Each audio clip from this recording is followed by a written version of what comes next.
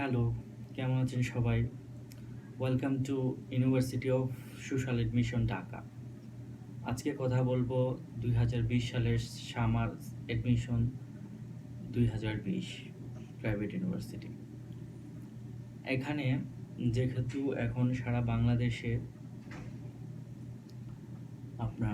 সারা বাংলাদেশ বলতে সারা বিশ্বে কোভিড-19 প্রাদুর্ভাব and it makes a pandemic, huge pandemics all over the country and other side of world.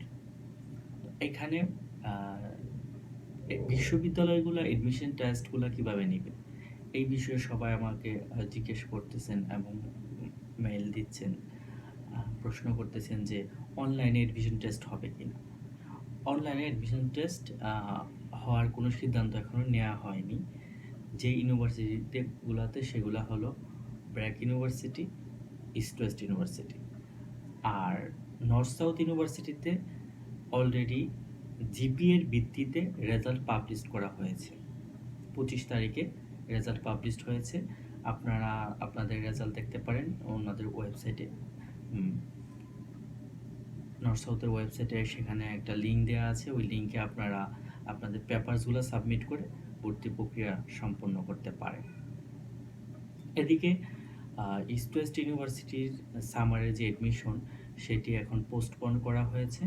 সেটি অনুষ্ঠিত হবে যখন ইউনিভার্সিটি ওপেন করা হবে, তার আগে কোনো পরীক্ষা নেওয়া হবে না। আপনারা এতদিন পর্যন্ত অ্যাপ্লাই করতে পেরেছেন, এখন অ্যাপ্লাই করাটাও অফ আছে। আপনাদের অ্যাডমিট কার্ড ডাউনলোড অলরেডি করতে পারবেন এবং পরীক্ষার ডেট আপনাদের মোবাইলে মেসেজ করে জানানো হবে। সেম ব্র্যাক ইউনিভার্সিটি, আপনারা ওখানে অ্যাপ্লাই করেছেন এবং সময় মতো সেখানে পরীক্ষা হবে ইউনিভার্সিটি ওপেন হওয়ার পরে। অনলাইনে এডমিশন টেস্ট হওয়ার কোনো পসিবিলিটি নেই, এখন পর্যন্ত এই বিষয়ে কোনো সিদ্ধান্ত আসেনি। সো আপনারা আপনাদের প্রিপারেশন নিতে থাকুন। আপনাদের যে সিলেবাসগুলো আছে, যে সাবজেক্টে পরীক্ষা দেবেন সেই সাবজেক্ট রিলেটেড যেই আপনাদের সিলেবাস থাকে সেটা আপনারা পড়াশোনা করুন, প্রিপারেশন নিন। যথাসময়ে আপনাদেরকে জানানো হবে কখন অ্যাডমিশন টেস্ট নেওয়া হবে সামার 2020, যার জন্য কোনো টেনশন করার কিছু নেই, অনলাইনে পরীক্ষা নেওয়া হচ্ছে না। সো আপনারা আপনাদের প্রিপারেশন নিন এবং টপ লেভেল প্রাইভেট ইউনিভার্সিটিগুলোতে অ্যাডমিশন নিন এবং ভর্তি হন, সেই প্রত্যাশায় আপনাদের জন্য। আমাদের চ্যানেলটাকে সাবস্ক্রাইব করুন, যে কোনো ইনফরমেশন আমাদের পেজ থেকে আপনারা পাবেন।